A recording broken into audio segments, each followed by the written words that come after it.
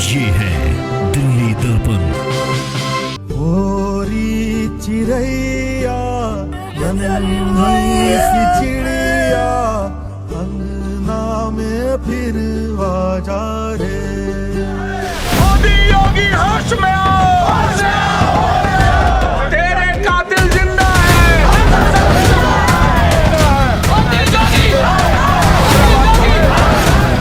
हाथरस में हुए एक घिनौने अपराध के बाद अब कांग्रेस पार्टी लगातार कैंडल मार्च कर रही है। काली पट्टियां आप देख सकते हैं यहाँ पर लगाई हुई हैं, साथ ही बैनर लिया है जिस पर लिखा है हाथरस की दलित बेटी के पक्ष में इंसाफ कैंडल मार्च। और इस पर आप सीधे तौर पर देख सकते हैं तरुण कुमार जी हमारे साथ मौजूद हैं, उनसे हम बात करते हैं।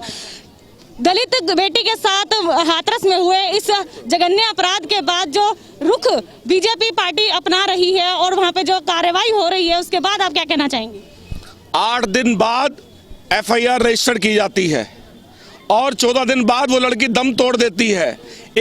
उसकी रीढ़ की हड्डी तोड़ी जाती है, जुबान काटी जाती है और योगी और मोदी सरकार सोती रहती है। मोदी जी मन की बात करते हैं मगर दलित बेटियों की तन की बात कब करेंगे? कब वो बोलेंगे कि इस देश में दलित की बेटी सुरक्षित नहीं है उनके राज में? मैं इस मौके पर यह कहना चाहता हूं कि उत्तर प्रदेश के मुख्यमंत्री को अपने पद पर रहने का कोई हक नहीं है, क्योंकि जितनी दुर्दशा बीजेपी के राज में दलित समाज की हुई है वो बहुत ही निंदनीय है। पीएम मोदी ने भी जो मुख्यमंत्री हैं उनसे ये बात कही है कि इस मामले को संज्ञान में लो, इसके ऊपर कार्रवाई पर पूरा ध्यान दो।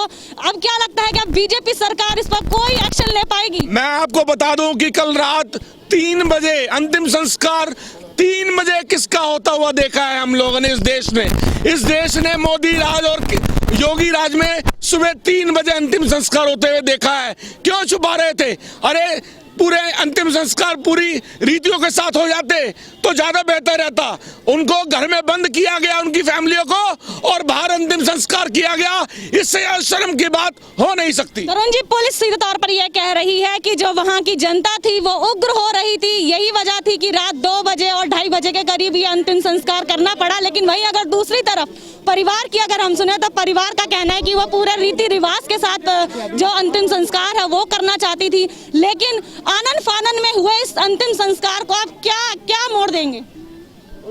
ये जो पूरा प्रकरण है बहुत ही जघन्य है, बहुत ही मतलब निंदनीय है और इसमें बीजेपी की सरकार, चाहे वो उत्तर प्रदेश की सरकार हो चाहे वो मोदी जी की सरकार हो, पूरी तरीके से विफल हुई है। बीजेपी के दलित विरोधी जो एक चेहरा है वो सामने आया है। दलितों की इस सरकार में कोई जगह नहीं है, दलितों के लिए कोई जगह नहीं है, ये कहना है तरुण का। हमारे साथ प्रेरणा जी भी मौजूद है। प्रेरणा जी, आप क्या कहेंगे? महिला निगम पार्षद हैं आप और उसके बाद इस तरह की चीजें आप देख रहे हैं, क्या मन में टीस पहुंचती है ऐसी चीजों को? देखिए, मन में टीस 2012 में भी पहुंची थी जब निर्भया हुई थी। आज वही निर्भया दोबारा हुई है, मगर अफसोस है उस निर्भया को आज 6 साल बाद 7 साल बाद इंसाफ मिल गया, मगर इस निर्भया को इंसाफ मिल पाएगा इसकी कोई गारंटी नहीं है। आज मोदी सरकार, योगी सरकार आनन फानन में जाके उसका शव रात को जला देती है। उसके माँ बाप आज भी सफदरजंग अस्पताल में बैठे हैं। उसके साथ इतनी निर्ममता से उसके साथ जो कृत्य हुआ है उसकी कल्पना भी हम लोग नहीं कर सकते। और हम आज जब आमजन उस बेटी के लिए न्याय की गुहार कर रहा है तो उन्हें प्रदर्शन करने से भी रोका जा रहा है। हम लोग दिल्ली में यूपी भवन पर हम लोग प्रदर्शन करने गए, कांग्रेस पार्टी के लोग प्रदर्शन करने गए, उन्हें वहां से अरेस्ट किया गया, उनके ऊपर मुकदमे लगाए गए। आज हमने भी यहाँ पर एक शांतिपूर्वक मार्च करने की कोशिश की, हमें भी रोका गया। तो क्या आज इस देश का लोकतंत्र पूरी तरीके से मर चुका है? क्या एक बेटी के लिए हम लोग मदद की गुहार भी नहीं उठा सकते? क्या हम अपनी आवाज भी इंसाफ के लिए नहीं उठा सकते? महिला अंतिम समय तक ये कहती रही कि मेरे साथ बलात्कार की जैसी घिनौनी जो अपराध है वो हुआ है, लेकिन पुलिस लगातार ये कहती रही कि पोस्टमार्टम रिपोर्ट ये बात साफ नहीं करती, उसके साथ ये सब हुआ है। क्या आप मानते हैं कि पोस्टमार्टम रिपोर्ट के साथ भी कोई छेड़छाड़ हुई होगी या फिर कुछ लोगों को बचाने की कोशिश की जा रही है? पोस्टमार्टम रिपोर्ट, पुलिस की जांच की रिपोर्ट सब झूठी है, सब गलत है। उस बच्ची के साथ जो निर्ममता हुई वो पूरे देश ने देखी है, पूरा देश उसके दर्द को समझ रहा है, मगर अफसोस कि सरकारें उसके दर्द को नहीं समझ रही हैं। आज उसी के प्रति हम लोग रोष व्यक्त कर रहे हैं और जब तक उस बेटी को इंसाफ नहीं मिल जाता हम लोग इसी तरीके से उसके लिए न्याय की गुहार लगाते रहेंगे। निर्भया की मां ने भी ये बात कही है कि मेरी बेटी को इंसाफ मिला, भले ही बहुत समय बाद मिला, लेकिन आज जरूरत है कि हाथरस की बेटी के लिए भी लोग सड़कों पर आए, उसके लिए भी इंसाफ की गुहार लगाएं, क्योंकि उसके साथ जो कृत्य हुआ है वो कहीं ना कहीं बिल्कुल निर्भया केस के ही बराबर है।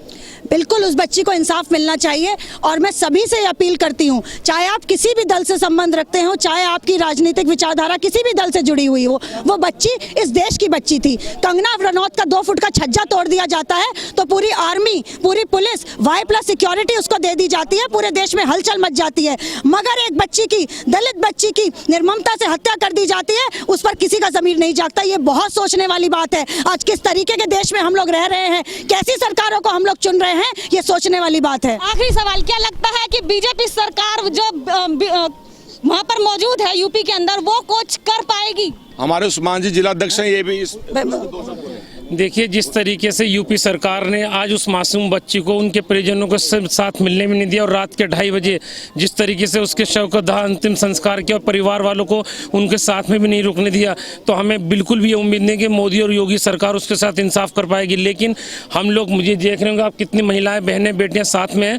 ये उसके लिए इंसाफ की गुहार लगाने के लिए, जब तक उसको इंसाफ नहीं मिलेगा हम लोग अपनी इस बात को हमेशा रखते रहेंगे मोदी योगी के लिए सामने, क्योंकि किसी भी एक मासूम बच्ची को उसका अधिकार, उसका जो हक मिलना चाहिए। और उस परिजन के, उसके परिवार वाले लोग जिन बच्ची के साथ इतने बुरे तरीके से हैवानियत उसके साथ हैवानियत वाला शिकार हुआ, आज उसके माँ बापों को उसका शव नहीं दिया जाता, उसको जो है पुलिस, यूपी की पुलिस, योगी की पुलिस, मोदी की पुलिस उसका अंतिम संस्कार करती है। क्या कारण ऐसा था?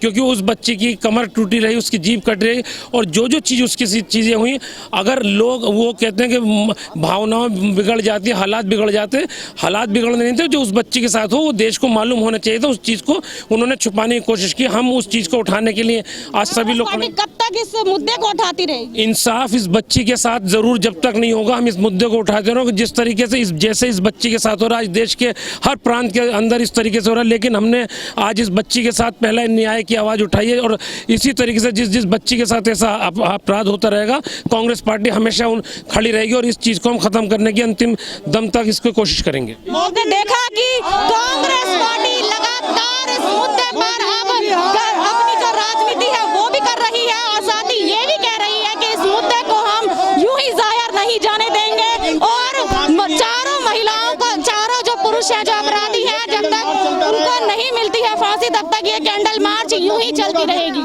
और इसी तरह से हम देखेंगे कि कांग्रेस पार्टी ये प्रदर्शन कहां तक लेके जाती है, इस मुद्दे को कितनी आगे तक पहुंचाती है और क्या कुछ इस पर एक्शन लेती है।